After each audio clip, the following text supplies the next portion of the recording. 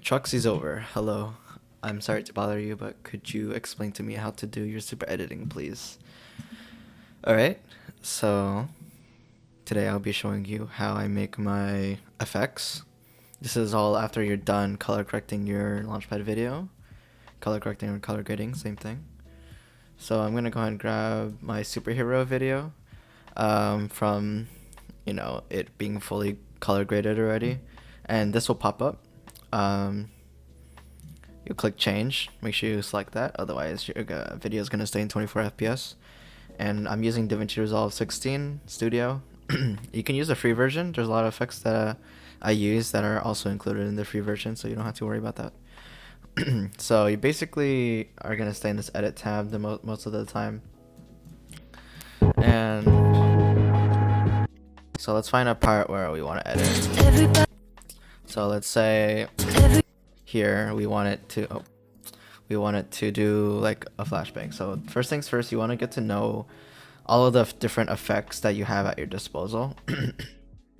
I use open effects from DaVinci Resolve, and you can find that up here in this effects library, and this should pop up, and then you go down to open effects, and then you get all of these cool effects.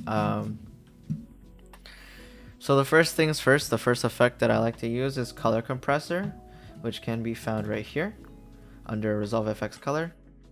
Go ahead and drag that onto our video, and a little open effects thing will pop up right here. We'll go ahead and click on that, and you see color compressor. We have target color.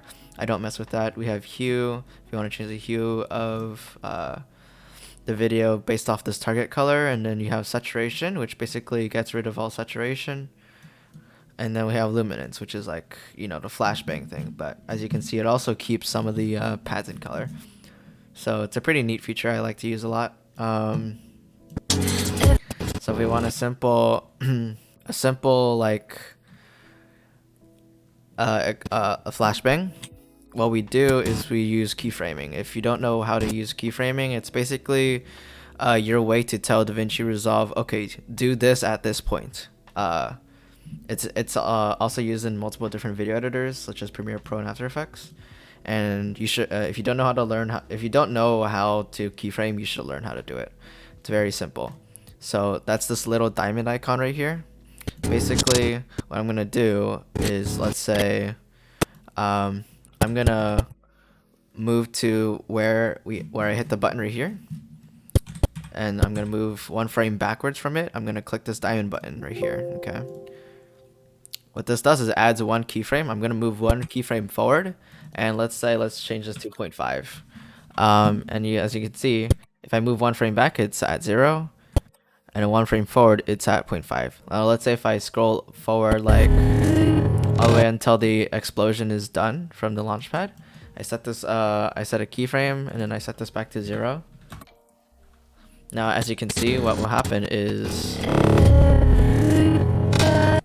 it does like a flashbang, because there's 3 keyframes. There's 0, 0.5, and then 0 like a couple frames after, right? Now we got that. That's how you do a flashbang. That's called color compressor. Or if you want to like desaturate the video, then that's also another way to use color compressor.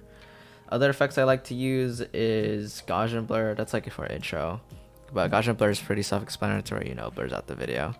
But I don't use that for effects mainly. I use light rays a lot. I'm pretty sure light rays is included in the free version, as well as color compressor. So light rays is firstly gonna look like this. Now there's a couple different options depending on your video, if it's too bright or too dark. What you can do is you open up light rays here, you check source regions, and this basically tells you what is glowing in the video. You can adjust it based off of just light effects. You basically just want the light effects to glow, something like this. And I don't usually check light rays alone, but I checked final image. As you can see, all the light rays are like pointing downwards.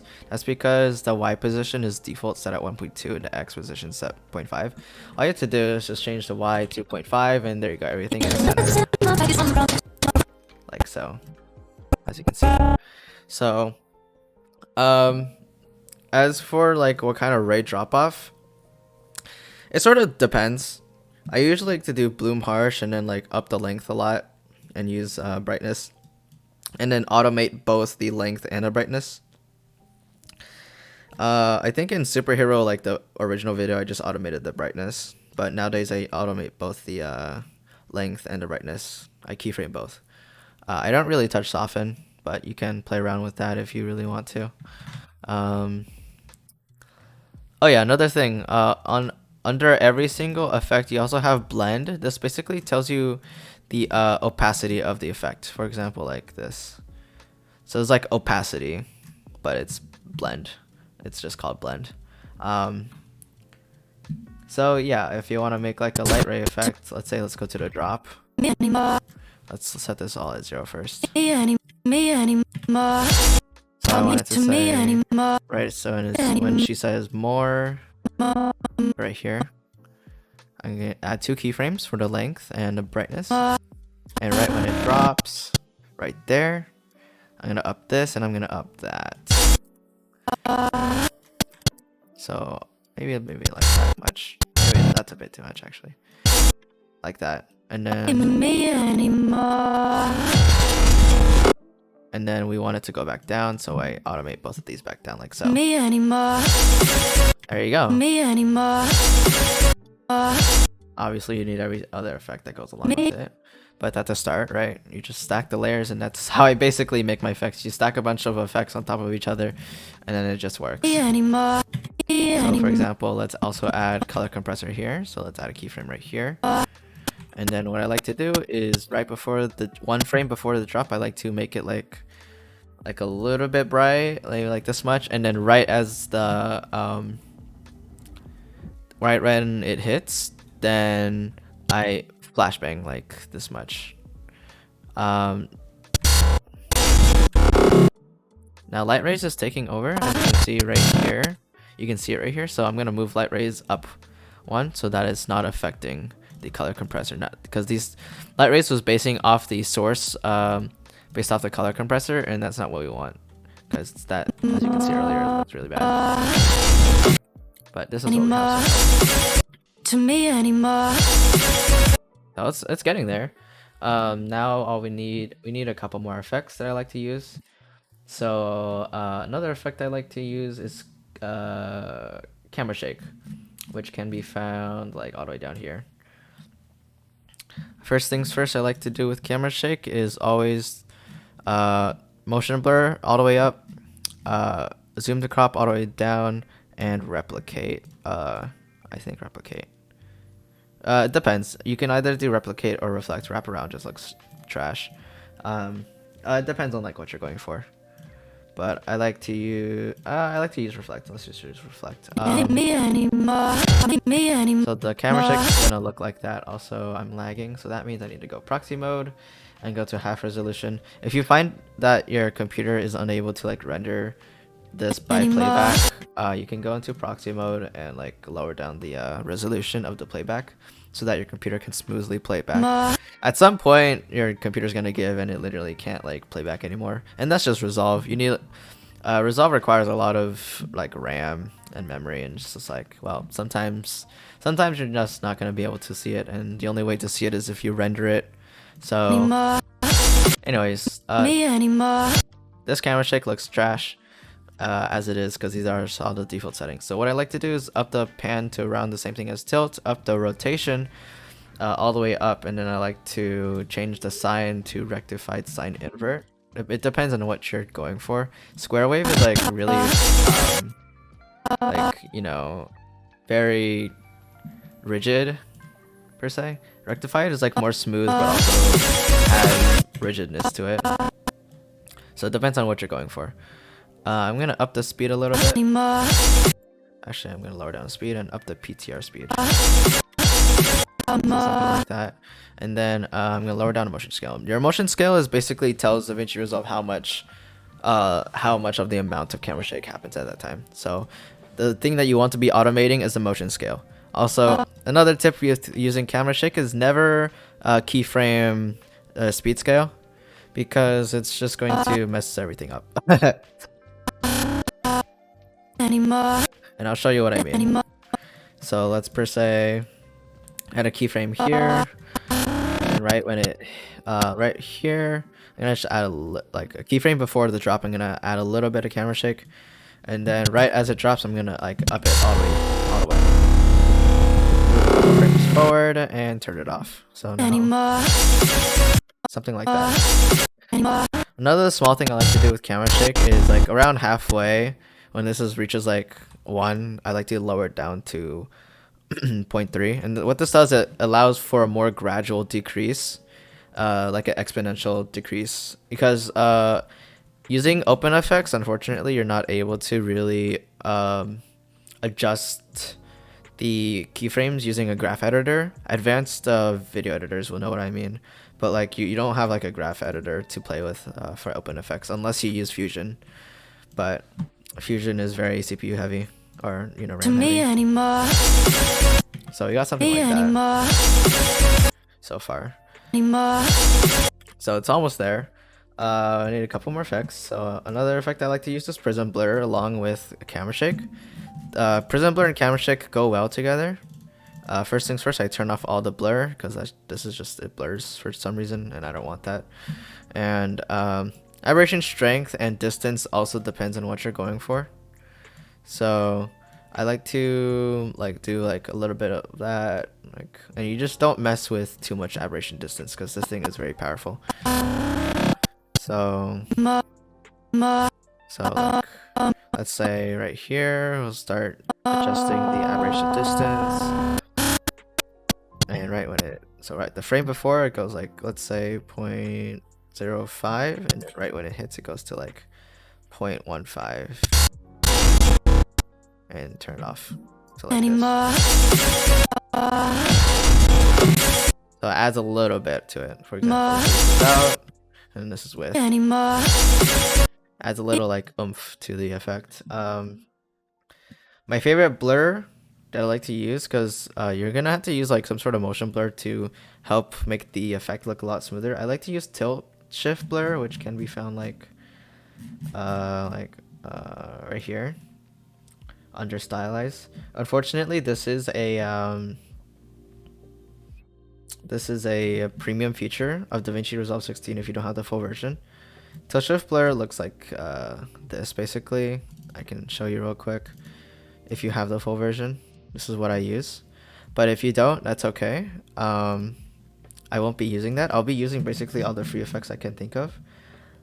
Before I had the full version, I would use basically Gaussian blur or radio blur or zoom blur. Zoom blur is also another good one. I'll show you what zoom blur is. This is what zoom blur looks like. Make sure this is on replicate because you don't want that black border. Unless you do. Some videos you want like the black border, but up to you, up to your preference. So let's also add this effect by changing, automating the smooth strength. So let's do that much. So something like this. Adds just a little bit more to it.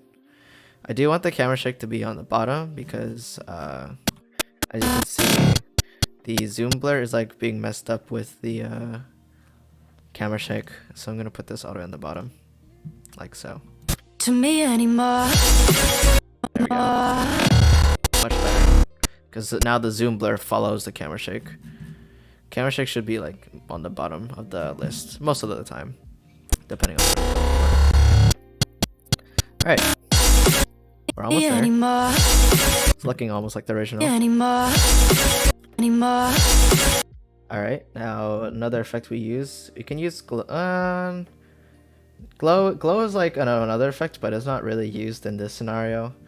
Oh yeah, let's use another blur actually. No, zoom blur is fine. What other effects do I like to use? I think that's pretty much it. The only other effect is lens correction, which looks like this, but this is a premium feature, and if you don't have a premium feature, there's a little free effect that you can use called dent. It looks like this. Don't mind it for now. All you do is change it to type 2, and then you just adjust the strength. So I think the the original, like, gotta find out what the original is again. It's like around there, like 333.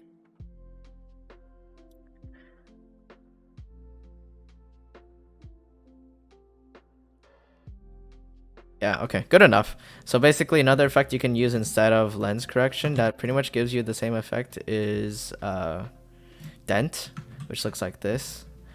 So what you do is let's also just stack the layers, the same thing.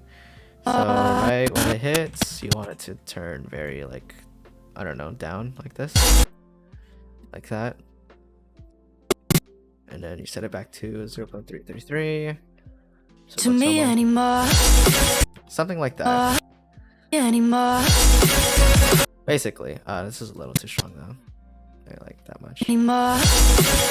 There we go. Anymore. Anymore. There you go. That's pretty much it. So for I'll go over the other effects that I use, but I won't be like showing it that much because it doesn't work in this scenario. But other effects I like to use is glow, which is a free feature. You can find it here, and you go down to glow here. Again, with same thing with light rays, you want to change the threshold to match with the Launchpad light effects, like so. And now you can already see like the effect if I turn it off, on and off. It makes the light effects glow, right, like this. What I like to do is just adjust the spread a little bit, maybe like opacity is much brighter. An effect I like to use a lot is instead of changing, let's change the composite type to overlay. And now, as you can see, when I change the opacity, it makes the entire thing darker. So like if you're on a darker section of a song, let's per se, like right here, I can transition this glow so that it makes the entire thing darker for that section. For example, like this. So like that.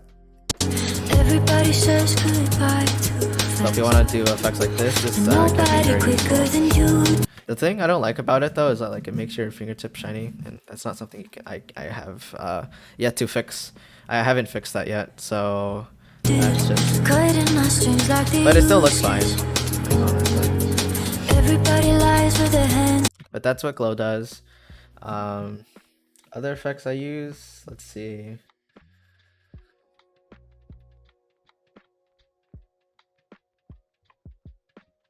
I think that's pretty much it. That's all the effects I use. Aperture diffraction is something that like I've recently been playing around with. It looks like this, which is pretty like weird, but it's flashy. I like to use square. It's like light rays, but worse in a way. But this is a premium feature. I don't expect anyone to use that effect really. But yeah, that's pretty much how I make my effects. Obviously you can also use transform, like zooming in and out the video right here, and you can also automate that. So the cool thing with automating zoom in DaVinci Resolve is that you can use a graph editor for that. So if you open up the graph editor on the bottom here, I also like to open up the keyframe thingy, this button right here, if it'll open. I guess it won't open because there's like nothing. So like for example, if let's say we want to start the video off zooming out, so something like this, we'll start with it being zoomed in already, move to like when it first hits, so right here, and change this back to 0 or back to original. So now you can see it's like slowly zooming out, and you can see the keyframes here. There we go. So you can see visually that, you know, if you were to say let's zoom all the way in, you can see in the graph editor right here, down here, that's, you know, going up. This is what keyframing is basically. And what you can do is you can make it so it's easing, so that this line right now is very like linear. Like I can show you in Fusion real quick. Actually, I don't think I can. Never mind. Yeah. I would have to use Fusion Effects for that. But you can see here that's very like a straight line. You can adjust it by clicking one of these, clicking one of the keyframes and clicking one of these buttons here. And you can like adjust the curve of the graph so that it's more smooth. Generally, when the line is this thin though, this thin, I can't really adjust it. So what I like to do is just click the right one for the bottom one, and then click this one for the top one. So that way it's like a sine. Depends on like what you're going for again. Always depends on what you're trying to go for. But now the zoom is much more smooth. Gradually. Everybody says goodbye. Looks great. To me anymore.